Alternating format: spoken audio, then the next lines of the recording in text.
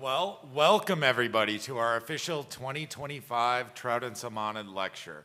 This is part of our lecture series and part of our efforts around trout and salmonids. My name is James Thule. I'm the Trout and Salmonid librarian here. I've been here about 20 years at MSU, so a long time, and worked with the collection for most of that time.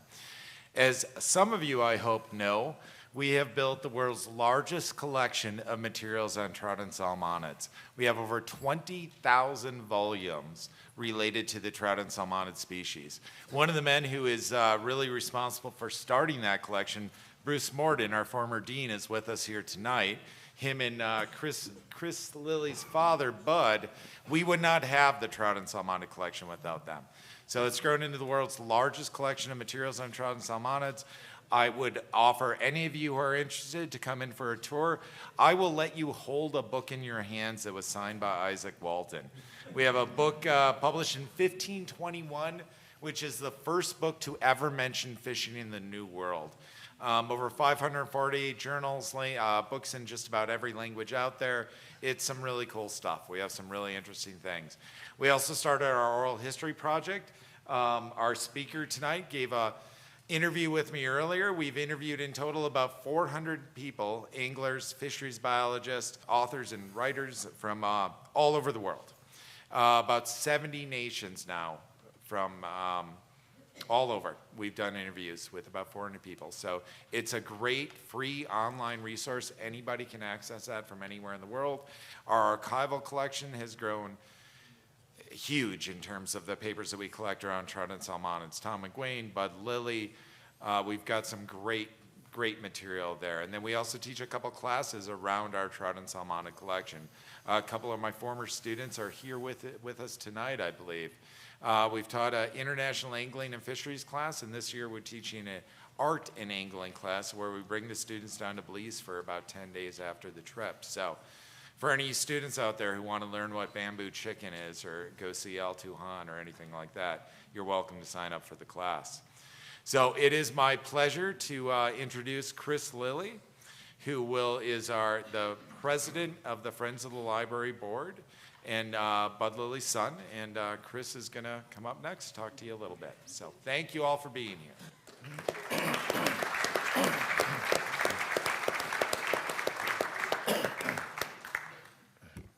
Hi, everybody. I'm Chris Lilly, and I'm president of the Friends of MSU Library Board. As board chair, I'm honored to lead this organization, which, since its founding in 1994, has enriched students' library experience through contributions that help develop the library's collections, environment, and programs. These efforts enable quality learning and research for students and faculty, and provide lifelong learning opportunities for all Montanans. Since joining the board a few years back, a principal raison d'etre for me is to promote a little-known fact. The MSU Library is actually Bozeman's second public library. You don't have to be a student to utilize everything the library provides or even check out our books. I'm also the son of Bud Lilly, as Jim, not even alluded to, said, and whom I like to call the godfather of Montana fly fishing, also after whom the trout and salmonid collection is named. And my second raison d'etre, I did have to go to ChatGPT to figure out how to say that, but it's a little preachy, but it'll bear with me. It's this. So the National Park Service once said about our parks, take only pictures, leave only footprints. As a sometime writer and full-time pontificator, I'd like to amend that to also say, and if you're going to take pictures of your trout for Instagram or for your Tinder profile, do it quickly or not at all. Gill collapse in trout occurs rapidly, and prolonged handling of trout outside the water, combined with hand and sunscreen residues, significantly raises mortality. So if you're getting your dopamine hit from social media instead of the majesty of the total experience of fly fishing in our western rivers, then well, maybe angling isn't for you. It's just...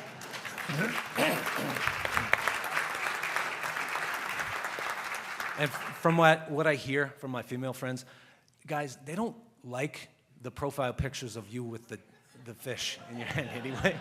Is that right? All right. So that's mini rant over. Last month, Jeff Welsh from the Bozeman Daily Chronicle came out to do a wonderful story on the event that we held out in Three Forks that would have been on Bud Lilly's 100th birthday. That event was part of an effort that began in April of this year when Paul Schilleri, noted author and co-author of several books with my dad, he called me up and he said, Chris, we need to right a wrong. The Fly Fishing Hall of Fame, it's based in the Catskills out in New York State. They've yet to induct Bud Lilly in the Fly Fishing Hall of Fame. So, okay, all right, let's get to work. So after drafting and refining and polishing countless versions of the nomination letter, and this is a process with Paul that required the thick skin that one can only develop as a public middle school English teacher like I was in the barrio, it was finally ready for endorsements. So with the help of a few co-signers you might recognize, former Trout speakers like Tom McGuane, Chris Wood, a few guys that ran the state, Governor Bullock and Schweitzer, Bud will be inducted into the Fly Fishing Hall of Fame on October 11th. So, Hey. yeah.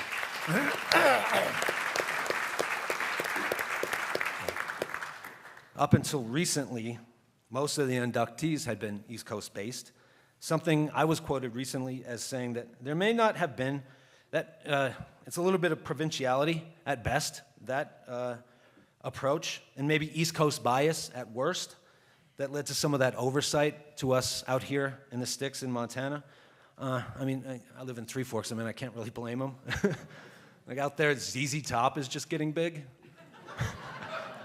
I wasn't sure if I should go Rolling Stones on that one, but maybe Benson Boone. Okay. Yeah, so that's the only zinger I'm really going to have for you tonight. But while we might be slow in adopting trends out here, I think, and I believe we can all agree that in terms of the timelessness of our streams and our anglers, West is best. And though Bud's induction is overdue, it's better late than never. But actually, he's not the most overdue to be inducted into the Fly Fishing Hall of Fame. You might know a bit of a writer named Isaac Walton. A little book called The Complete Angler. He's also in this induction class as well. He's been waiting since about like 1653. Yeah. The only thing slower than that would be a rancher and angler and Fish, Wildlife, and Parks trying to hammer out a deal on stream access without a lawsuit. So before I bring out Ted and Mark, I'd like to offer a quick thank you to a few people, and bear with me, I'll be quick, but just since returning to Montana prodigally, I might add, I've worked to keep the torch lit, whether at what I'm doing with the library board or on the interminable one-person renovations I'm doing at the Anglers Retreat in Three Forks that I was left from my parents, continuing the conservation work of my departed parents, Bud and Esther. I just wanted to also say thank you to a few people, Kathy Crawford, who's doing the same for the amazing philanthropy that her departed husband, Tim Crawford, gave us. Also, I want to thank Jim Thule, as well as Ann Vince Aguera, who does all the work for these events.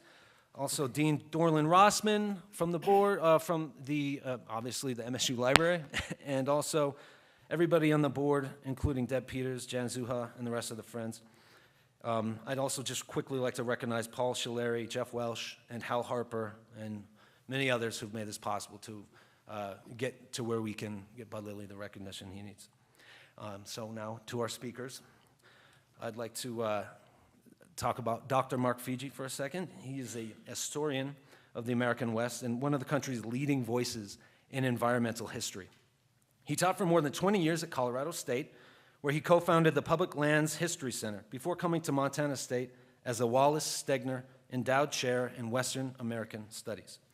Dr. Fiege is the author and co-editor of 4 books, including National Parks, Beyond the Nation, Global Perspectives on America's Best Idea, and The Republic of Nature, an Environmental History of the United States. Ted Roosevelt IV serves as a managing director in investment banking at Barclays, where he also chairs the firm's Clean Tech Initiative. Ted began his career in finance with Lehman Brothers in 1972, taking on a variety of leadership roles over the years, including chairing Lehman's Council on Climate Change, and continued with the firm after its acquisition by Barclays in 2008. A Harvard graduate, Ted earned his AB in 1965 and his MBA in '72. After completing his undergrad, he served in the U.S. Navy as part of Underwater Demolition Team 11 and later as a Foreign Service Officer with the State Department.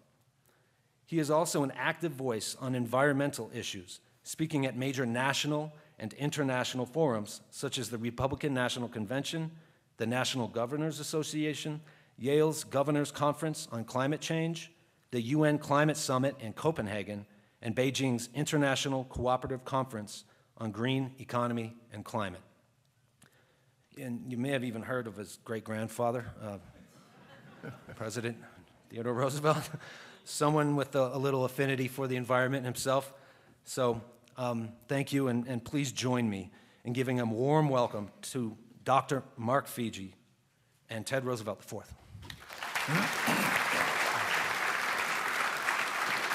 Go ahead, you. Thank you. Really appreciate that. Well done. Thank you. Is it working now? Yeah, there we go. Okay, awesome. So wonderful to see you here. This is a classic Bozeman, Montana State University audience for me. Really engaged people, lifestyle community, but also deeply devoted to conservation and to ideas. So, Ted, I'm really happy to introduce you to these people. Well, really, nice to have you do it. Nice to have you here. Here's the format, everybody. Ted and I will sit here. We'll get Ted comfy, and I've got a list of questions that I'll put to him. Jim Thule and I got these together, and we'll just see how the momentum develops, okay? And see what we can evoke out of Ted. And then we hope to leave some time toward the end so that some of you can ask him some questions. Okay, so we really want this to be conversational. We want you to involve yourselves in it, and we'll see where we go with it. Sound okay? Sounds good to me. Okay, all right. Anything else you want to say or add or anything to? Well, I work for a Nervous Nelly bank, and they always require me to say, the views I express when I speak are mine and not those of the bank. Okay. We've got a series of categories of questions that we want to put to Ted, but the first one is legacy. And Ted, you know, you have a name that you share with your great-grandfather, an iconic and legendary president and one of the great founders of the American conservation movement. Can you give us some ideas about your philosophy of conservation, how you developed it from your family history and your own personal experience? Are we okay? You're still muted? How's this? Yeah, there we go. Okay, Oh, it was thank on, you. I turned it off. Thank you. Well, Okay, thank you. What is your philosophy of conservation? How did you develop from your family history and your own personal experience? How have you tried to use your legendary family name to carry the legacy of conservation forward? well, that's a long question, and let me try to keep it brief. I had the extraordinary luck to be raised on a farm in Pennsylvania. It was a fairly large farm. It didn't belong to the family. My father was renting a small, tiny cottage on it. But I had the run of 1,200 acres, and I could find frogs, snakes, salamanders, and some of the creeks were in big culverts going under roads, and I'd crawl inside them to see what was there, and you'd find different kinds of salamanders that evolved in the dark. They were all white, and it was so interesting. And that was absolutely seminal to me because it gave me a deeply embedded sense of nature, the wonder of nature, and from that movement, it was very easy to start understanding the importance of conservation and the environment.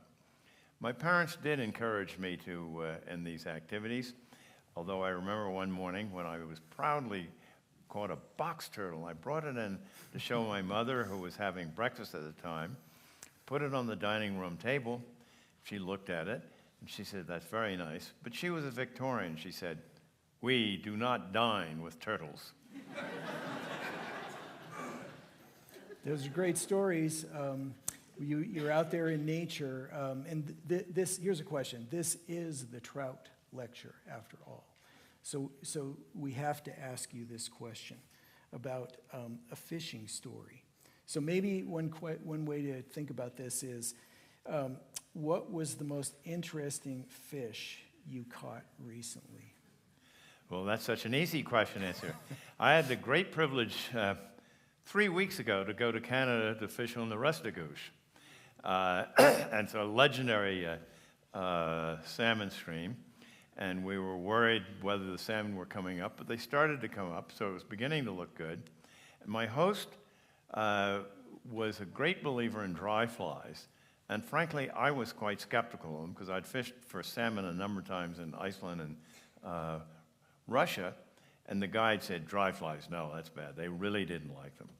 But eventually, being a nice guest, I did try at a particularly nice pool, a dry fly. And you have to cast them in a way, the fly has to go up in the air. You have to throw it up in the air like that, not out like that. So it lands very gently on the water, and then you flip the leader in the line just a little bit in the same direction the water is flowing. And I was looking at it, and I was told, unlike when a salmon hits a fly that's drifting downstream, if it hits it, you don't do anything. Let the salmon take it and turn, and the salmon will hook itself. If they come up and hit you on the dry fly, you got to strike right away. So it's different. Okay, I think I got that. Boom!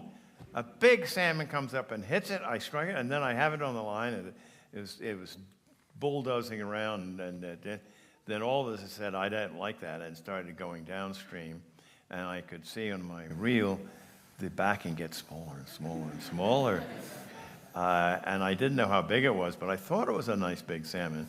And then, while it was at least 100 yards away, it just jumped out of the water. Just a magnificent display of what a big salmon looks like. And I said, my gosh, I'm going to lose this salmon. This is really big. So I told the guys, we better go after it. So they moved the boat down. Of course, it was raining, trying again. And then they finally anchored it. And they had acknowledged it was probably a big salmon. We finally got it back into the, close to the boat. And the person in the bow gets out with his net, has a little trouble because the salmon doesn't want to come in. Finally gets to the net. And they raised it, and we looked at it. And we have, I love fish porn. And I have a picture of it somewhere, but I don't probably have it here. And it was a 30-pound salmon. Great story. We'd like to ask you some more. Maybe we can return to those. But, Jim told me that Ted said to him, give me some hard questions. So we started out with the easy ones. Rather like taking somebody to a trout pond somewhere with, a baited line. But so, we can return to some more fish stories and things like that as time allows. But let's pivot a little bit, Ted, and let me ask you some questions about politics. Because after all, you are an eminently political person. But here's one. Here's a tough question. The Republican Party once was a mainstay of the conservation movement, even before Theodore Roosevelt. Indeed, going back as far as the Lincoln administration and the work of the writer, landscape architect, land manager, and stalwart Republican Frederick Law Olmsted.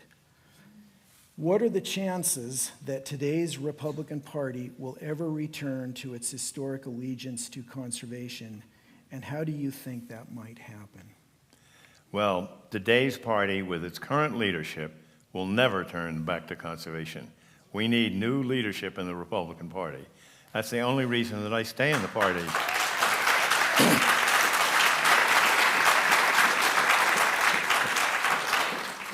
I guess I was pretty clear on what I think. It is a travesty that the Republican Party today doesn't believe in science, doesn't believe in fiscal responsibility, doesn't believe in international relations, and is clearly anti-conservation. And I will salute to the Montana congressional delegation They drew a line in the sand, and when Mike Lee, the senator from Utah, wanted to put in the big, beautiful bill a provision that will allow the sale of 200 to 300 million acres of public lands, the three members of the Montana Congressional, plus Mike Crapo from Idaho and a few others, said, NFW, we will not sign this bill, and they got it taken out. That took courage, and I know that Senator Daines was the subject of a lot of criticism in the party. But I actually believe that if something is not sustainable, it will not last. And the Republican Party, GOP today, their policies are not sustainable.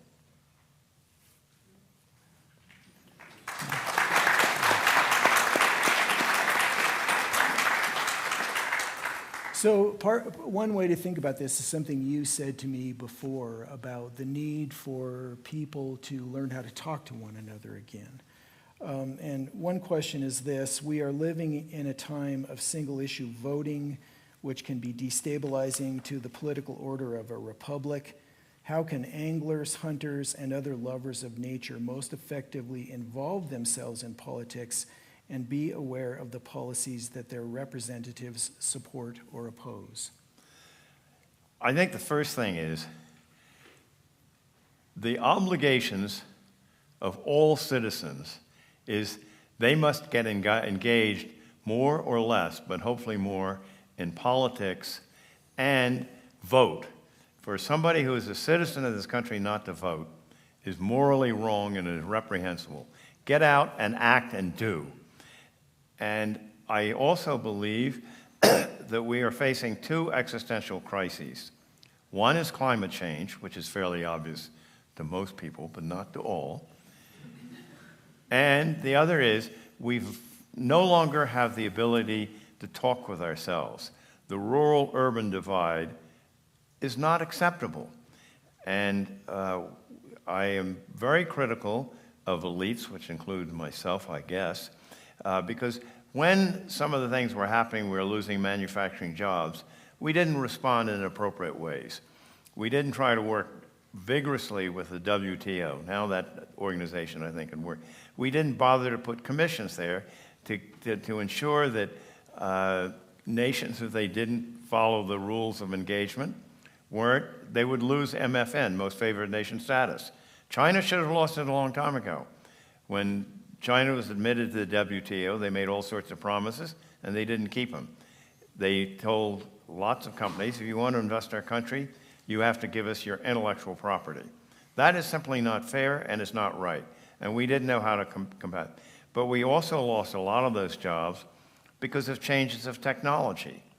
If you look at where we are today with tariffs,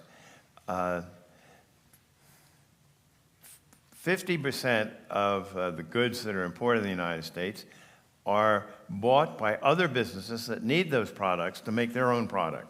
So if you put a tariff on steel or aluminum, you make it harder for that company that's processing steel to make a profit.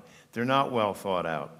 And we need to have a government that is responsible and, as you mentioned earlier, Mark, has the ability to think critically. What will be the consequences of this policy that we're thinking about? Will they be good, or will they result in unanticipated harm? So reflecting on this a little bit more, I, for example, live in rural Montana, over in Madison County, which, if you look at the precinct returns for any election, it's 75% Republican. How would you suggest that someone like me addresses my neighbors, some of whom are friends, and people with whom I have served in, the public, public way and so forth? So, what would you recommend for learning how to communicate or doing more to communicate with those people, to break down stereotypes and involve them in a kind of conversation that brings them back around to the conservation legacy of the Republican Party? I think that the first thing when you're working with people that with whom you have some disagreements, find the common ground. And there always is common ground. How can we work together on this? Let me give you a sort of an example at a bigger level, not necessarily a neighborhood, but just saying, we should have common ground with China, which is clearly trying to overthrow a world order that the United States largely created single-handedly. So what should we be working with China on? How about better defenses against pandemics? We all are going to be threatened by a potential pandemic. How about climate change? They care about climate change. I've talked to a number of members of their Politburo. They're all engineers, and they understand the science of climate change and are trying to do something about it. We can engage in the common ground. There'll be other things that about which we're going to have disagreements. So going back to your neighbors, there will be common ground, and work with them on that, and then say, in terms of conservation, we both have a common interest in protecting conservation. We are trustees for a bequest that our forefathers gave to us that we in turn should give unimpaired to our children and to our grandchildren. This is the American model. No other country has what we have, such a vast amount of public lands that belongs to all of us. And that means that we have to ensure that it goes down to the next generation. And it would be hard for me to believe if you have maybe over a little branch water and bourbon with your neighbors, in which you say, don't you think we need to do a better job as trustees for our children's children, that they wouldn't agree? Okay. So we're talking about, we were addressing how to talk to neighbors in a place like rural Montana, how to address a foreign country such as China, but let's turn that focus a little bit. And corporations and the wealthy have come under a great deal of criticism in the United States of late. So here's a question. What is the responsibility of corporations and the wealthiest of Americans to work with conservationists and fellow citizens to address some of our most profound conservation problems, especially the Earth system crisis and habitat loss and climate change? I'm lucky enough to have the opportunity to be involved with an organization called the Center for Climate and Energy Solutions. And we came up with the energy solutions, and the founder of this organization created something called the Business Environmental Leadership Council. It's about 45 companies. They're all household names: General Electric, Royal Dutch Shell, Amazon. And all of those corporations believe that climate change is a challenge, and they want to play a positive role in solving it. And the belief was that we had to work with businesses, because if the policies are going to be opposed by all businesses, you're not going to be successful. So you need to work with the business and how you craft them, and they often have very good input. I'll give you another example. I hope this works. It's still premature. We're now working with ExxonMobil, who is sort of the Darth Vader of climate change. But what they're doing is really quite clever. They want to capture all the natural gas that's flared off the Permian Basin, capture it and use it to make electricity using the natural gas. And then, after they've burned the natural gas, they will capture all of the CO2 using the most expensive capture technology, and then sequester it in the salt domes that are bound in Texas. So you're getting, in effect, green energy, because it's not released any CO2. Now, until this actually gets done and built, that will be the ultimate proof of whether it's going to work, but it's pretty clear to me that they are very eager to do this and want to do it. And one of the things that they're trying to create is a carbon accounting procedure. How do you actually account for carbon? So are you counting for the leaks? Do you have a system like the accounting you use in providing an income sheet and a balance statement for a corporation? Accounting standards are pretty clear in how you do something. We don't actually have a universally accepted system of carbon accounting, and they want to create that. And Barclays may contribute to that, because we believe that. And Barclays is strongly committed to becoming net zero by 2050, but also investing a lot of money into clean technology because we believe we have to do it and it's the right thing to do. So businesses have a clear motivation to do the right thing. Their shareholders like it. Their customers like it. They obviously don't want to do so at the cost that the returns go down and become negative. But you can have, in this instance, you can be a good corporate citizen, and you can still make money.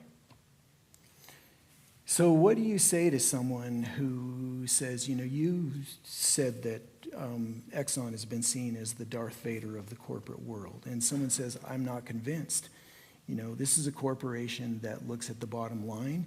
They're deeply invested in oil production and so forth, and it seems hard to believe that they're going to do anything but that's going to take away their ability to wring the most profit out of that resource until the end of time. Because the world is not going very well right now. I mean, No. CO2 is increasing, et cetera, et cetera. So right now there's a lot of talk, but we're not in good shape. So say a young person puts that question to you, how would you answer that question? As that young person should do. You have to look, and I want to see what they're going to do. The person that's in charge of it at ExxonMobil, somebody I've known probably for the past 20 years, who worked very hard to bring an electric car, which had great technology, to the market. Unfortunately, his principal backer was a Russian who suddenly disappeared. But his environmental credentials are very good. He cares about this, and I know that I can trust this particular individual. And ExxonMobil's reputation is going to be on the line. If they say we're going to do this, here's how it's going to work. If they don't do it, they will sully their reputation. They don't want to do that. It's been damaged enough because they did lie for a long time about carbon and the danger of it. So if they actually capture it, we know that technology we have it with us, and we can sequester it. So if we take something that is being wasted and adding more carbon to the atmosphere by flaring off natural gas, that's a waste of a resource. If they capture that resource and burn it, and we get electricity out of it, and they capture all the carbon, that's a good thing. Okay. Now, clearly, they have to do it, and they have to show they've done it. But maybe I'm being naive. I think they will do that. Well, you have an important perspective because you work for Barclays and you're in the midst of that system. So I think it's fair for the audience to hear how you perceive it. I think you've got an important message and a voice that, conveying a conservation message that we don't always hear right now, especially because your brand of conservation is dead in the Republican Party. I think it's very much alive in America, but it's dead in the Republican Party. So to have everybody hear you say these things is very important. Okay, so let me change tactics a little bit. Let me ask you another question. I mean, the 20th century was a century of immense conservation achievements, especially in policy and legislation and so forth. And there were some real gains. There were some species saved and so forth. There was a lot that it accomplished. But I would say in my witness, over the past few decades at least, it's been in a defensive mode. It's been under attack, attacks on the Endangered Species Act, attacks on NEPA, the National Environmental Policy Act, and so forth. So and on clean water and clean air. Yeah, clean water, clean air. So how do we address that problem, all the while looking for ways to move the conservation movement forward in a way that's appropriate for the 21st century? What would you suggest? Well, I think that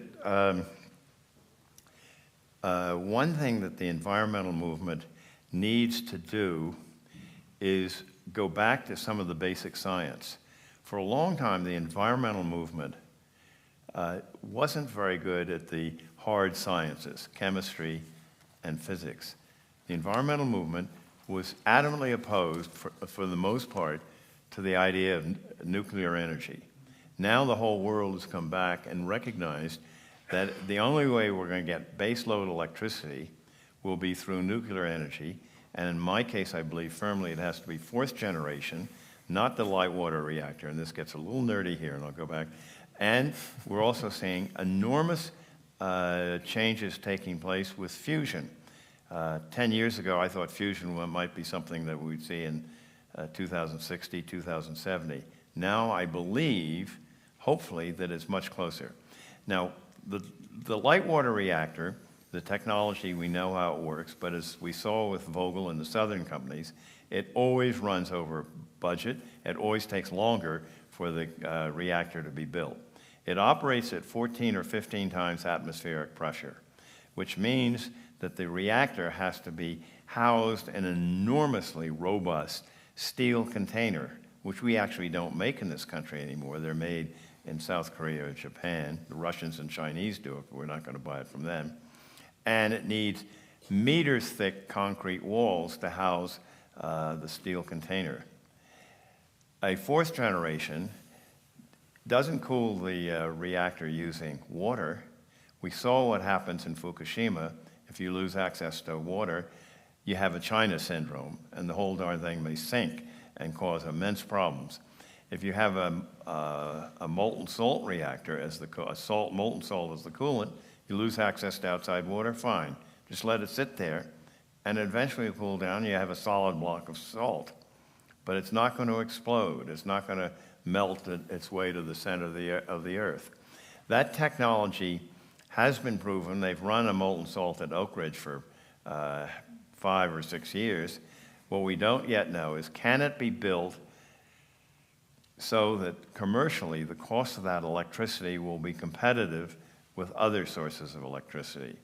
Barclays is spending a lot of time working with these companies, trying to get it done, and we're going to have to raise a lot of money for these companies so they can actually build multiple reactors, and they will learn by doing.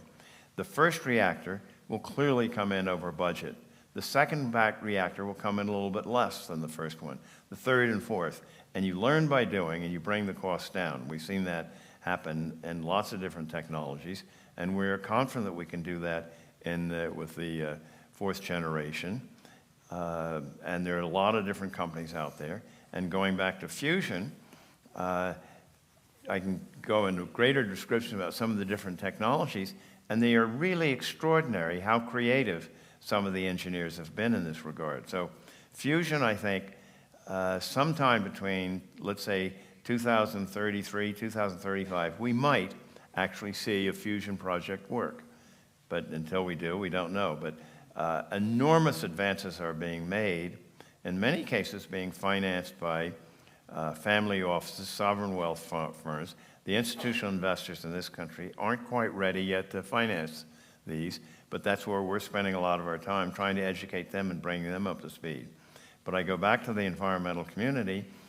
They were adamant against nuclear energy. Most of the environmentalists didn't know the difference between a light water reactor and a molten salt reactor. They hadn't done their homework. Now, it's amazing to see most of the environmental community supports the idea of nuclear energy.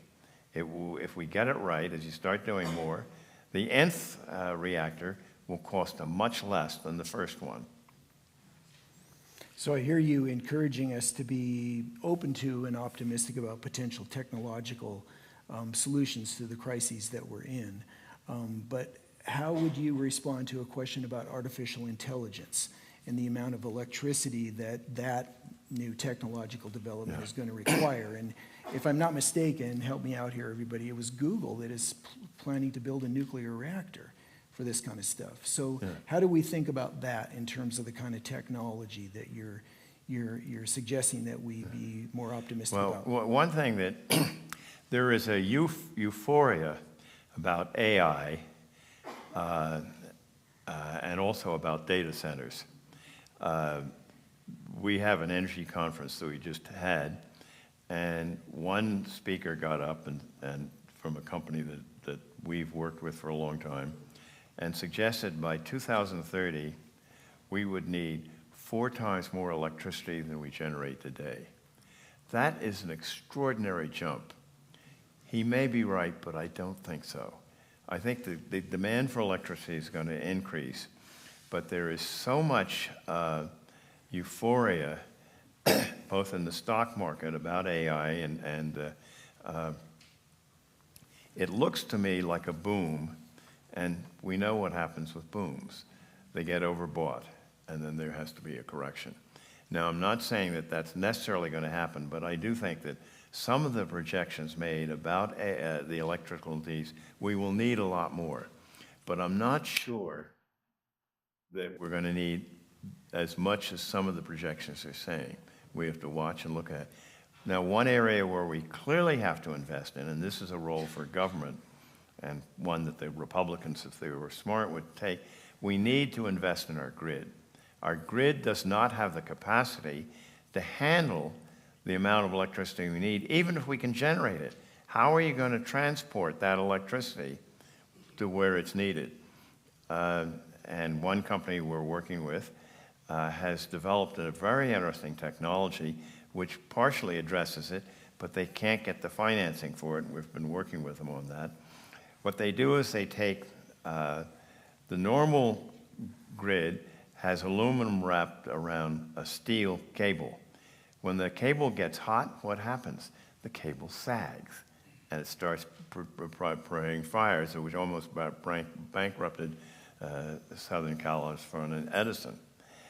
Their product is they take a carbon core, which is a better conductor of electricity than steel, wrap it with more aluminum because it's so much lighter than the steel, and when it gets hot, it doesn't sag. And it also, they can embed in that carbon core some intelligence that will tell the people generating the electricity exactly how the grid is working. So that's a very interesting technology, and we need to roll that out. But the administration has not, in my opinion, put as much information in upgrading our grid, which if you have this demand for electricity, you've got to have a way of transporting it. And we're not building the high voltage systems that we need. It's getting a little nerdy, so I apologize. No, that's great. We want nerdy. This is a nerdy audience. Okay, so thank you. So okay, those are great. Those are great thoughts and reflections and answers to the questions. So let's shift the focus a little bit to something more closer to home, and that is, Southwest Montana, Gallatin County. It seems like half the world wants to move here.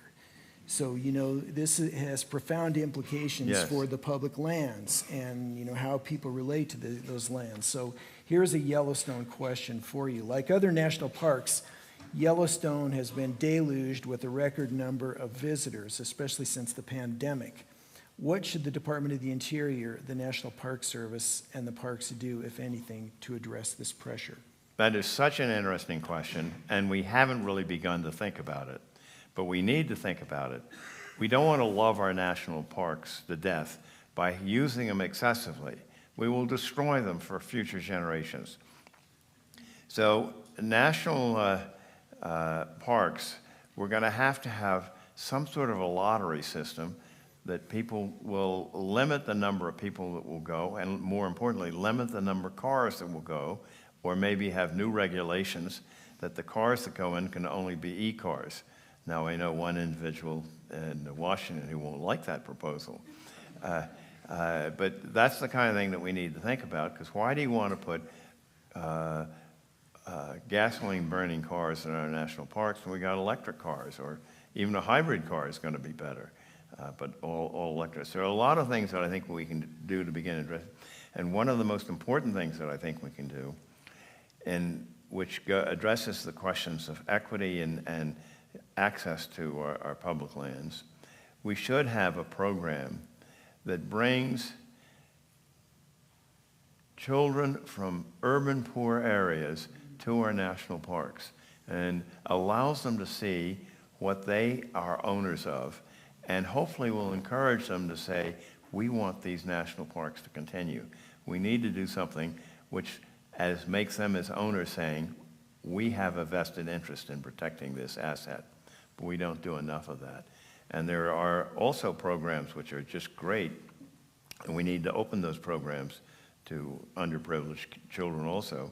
The Student Conservation Association, which some of you may have heard of, they take high school and college students and put them to work in the national parks, helping maintain them. And when the kids come back from that, one kid came back that happens to be the daughter of a very good friend of mine. She wrote one of the most moving college essays I ever read. She wrote, "I came back, I was dirty. My mother couldn't believe how much my duffel bag smelled with dirty clothes. But I was so proud because I did work that was important. I felt I'd found myself. I was physically challenged." And she said, that experience has made an indelible impression on me. And so she went and she decided that what she really wanted to do would be in conservation. She wanted to do it working with animals. She's there today as a veterinarian. And that came out of that experience. So we need to allow young people from America to see what we have and, where possible, get more of them to work in our national parks. We are seeing that the Park Service is deeply demoralized right now. We've lost people. So here the national parks have a maintenance backlog which is enormous. So what are we doing? We're cutting back on the NPS rangers. That doesn't seem to be consistent with doing a better job managing it. We also have cut back on measuring and monitoring the impact of all of us on our national parks. If you don't measure something, how can you manage it? And the mistakes that are being made by an ideologically driven party that has lost its bearings. The clock is ticking. Jim is looking at me. I think we need to move on. Should we open it up to the audience now? I think it's time to open it up Okay. to the audience, chance to ask some questions. Oh, well, Jim is a very generous person. As I told his students, the person who asks the first questions, he will give you a bottle of good wine. One request I have is that you actually ask a question. I know you might have something you want to share about your own opinion, but I'm asking you to ask a question without a lot of leading up to your question so that we can actually get questions in. Jim. Thank you. And Jim's got a microphone, so if you've got a question, raise your hand. Thanks. And I may ask you to repeat the question because I'm half deaf. Hi, yeah, So- I feel like this kind of goes around a lot of the things that you're talking about, but as a climate scientist myself, both conservation biologist and a psychologist, my mind kept going back to the concept of diversity and a lot of things that you were talking about in terms of technology and options that we have and looking at finding common ground and conversations and all these things, to me, wrap back around to the idea of diversity, and that has kind of become politically like a dirty word right now. And my question here is, in what ways do you think that we as United States citizens and community members embrace diversity in the sense of like conservation tactics, and also diversity in the way that we approach one another and our thoughts with one another, maybe to lessen political isolation or kind of separation? Let me repeat your question and try to shorten it. The question is, should diversity be a criteria that we use in managing some of our public lands? Is it helpful? And it's sort of got a dirty word now, and diversity helps improve the quality of decisions. Let me give you a very simple example that comes from my military background. Eric Olson, who was the first Navy SEAL to become a 4-star, he recognized in Afghanistan that our troops were at a huge disadvantage because they couldn't talk to the women in the villages, who often were a good source of intelligence.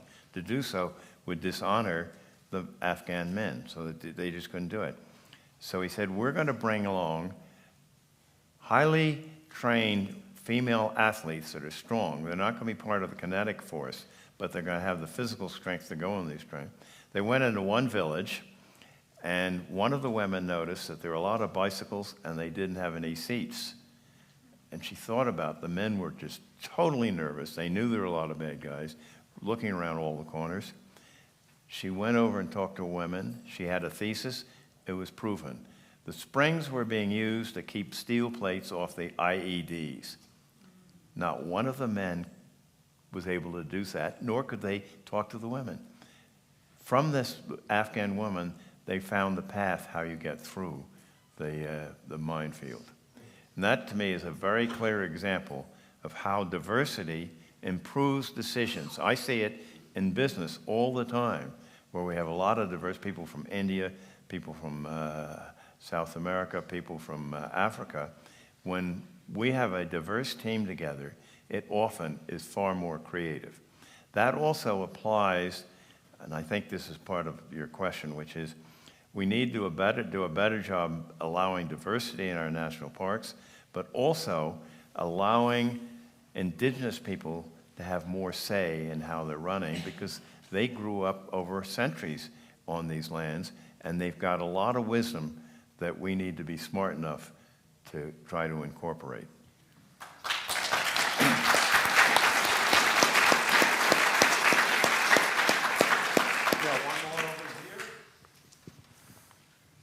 Hi, I was just wondering, would you, you mentioned a lot about building science into our government. Would you kind of believe in building a technocratic government, or starting to, or do you think that it could be too reductive to introduce to our American social system?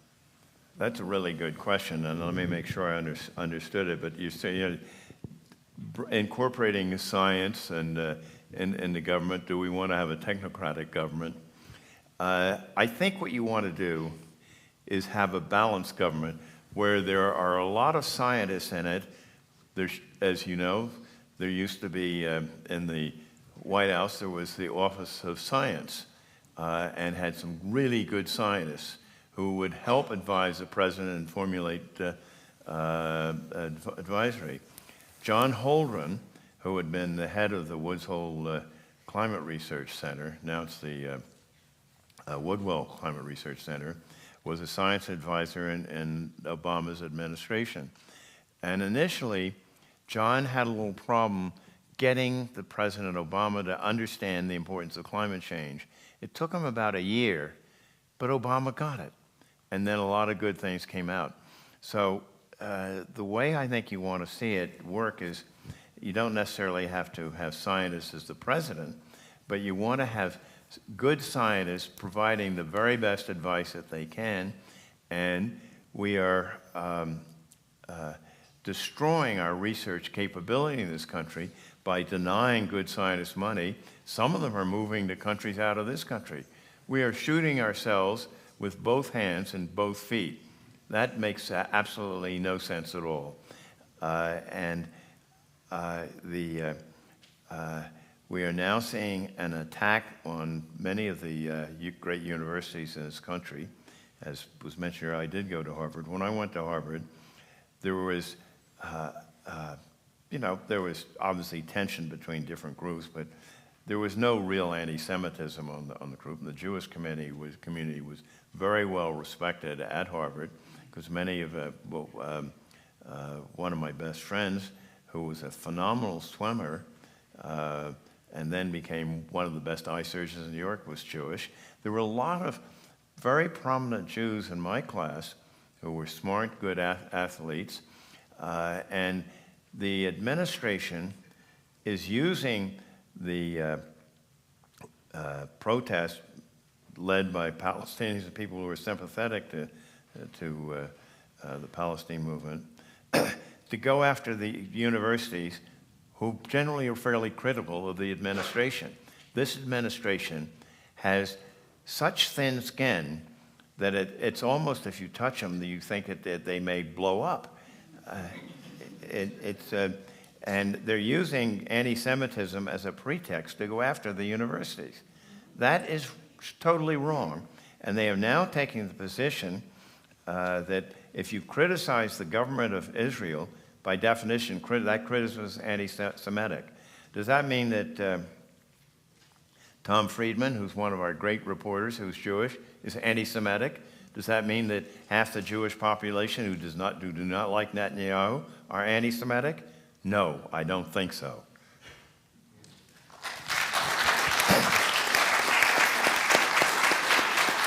So we are running a little bit over, but we're going to take one more question.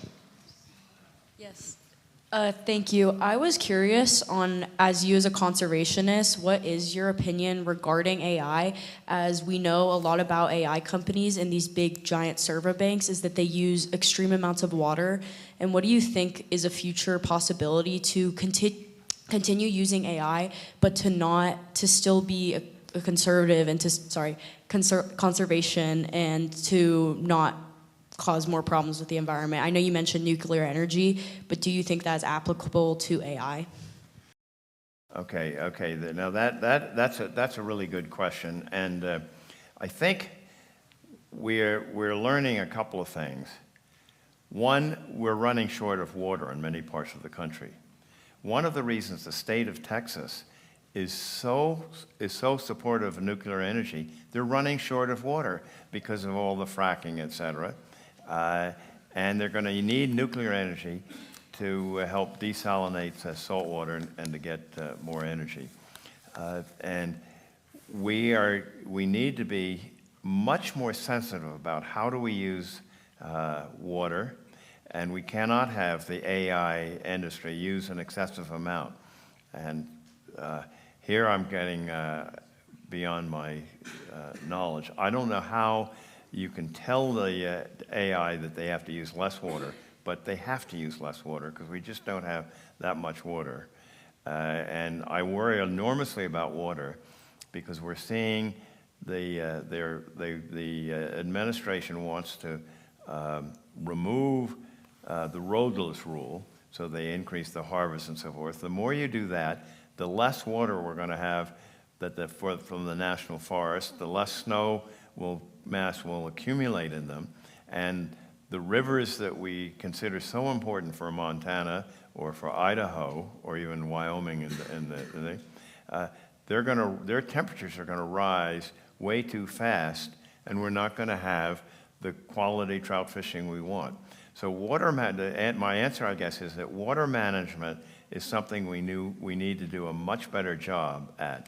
One example where we totally waste water, and Shields, you and I have talked about this, the idea of sucking up all the water in the Ogallala aquifer to raise more corn to produce ethanol. What? That makes no sense at all. Okay.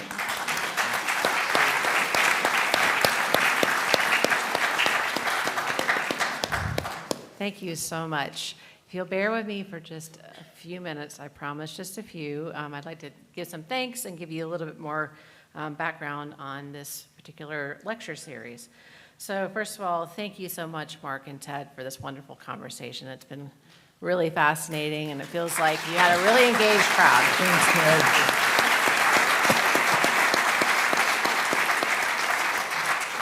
And as Jim mentioned, Bruce Morton is here. He's a former dean, and he actually hired me, and I'm Dorlyn Rossman, the dean of the library, so it's pretty fulfilling to see the legacy that he's left of thinking at a time of what information can we collect, preserve, make publicly accessible. We talked about public lands being for everybody, libraries are for everybody. And so by being a library, we are preserving things for future generations. And our Trout and Salmonid initiative, when it started, we didn't have anything. And we have built up so much over time that we are the preeminent resource for information in trout and salmonid. And that includes fly fishing, ecosystems, public policy, all the things that surround those fish. And so recognizing that so many of you that resonated with you today. And so I want to thank Bruce for having that vision. And one of the things you'll notice in our lobby is you'll notice thermometers you see when you're fundraising. Well, we've got a fish thermometer. So the fish is partly colored in. And under Bruce's time here, we partially raised out the Bud Lilly Trout and Salmonid Initiative Endowment. And we are trying to finish that out so that we can fully fund Jim Thule's position, so we can continue to build book archives, archives of people's papers, digital collections, have events like this. And so if you are inclined to support that, that would be great, because we all belong to you. One thing I also want to mention is Montana PBS has partnered with us, and so they have recorded this lecture. So we will have that available on our website probably in about a month. So if you want to go back and revisit any of this, we will have that available through the library's website. And we also are going to be having an event with Yvonne Chouinard and Craig Matthews. They're going to be releasing their Pheasant Tales Fly Fishing book on October the 7th. And so if you feel so inclined, that's another free event that's going to be in the sub. You can go to our website to learn more there. I'd like to thank also Chris Lilly for his introduction and his time, our Friends of the Library Board, Jim Thule for all he's done to get us to this point, Ann Vincent Guerra, Christina Trinell, our Friends of the Library Board volunteers, Jody Allison Bonnell, our Head of Archives and Special Collections, and I'd like to thank all of you for being here and making this a wonderful evening.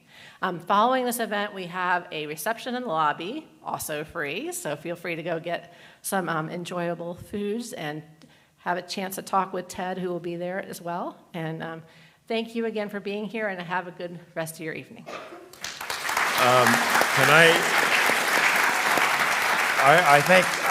Please thank Mark. He did a great job with the questions, and he made me work hard. Thank you.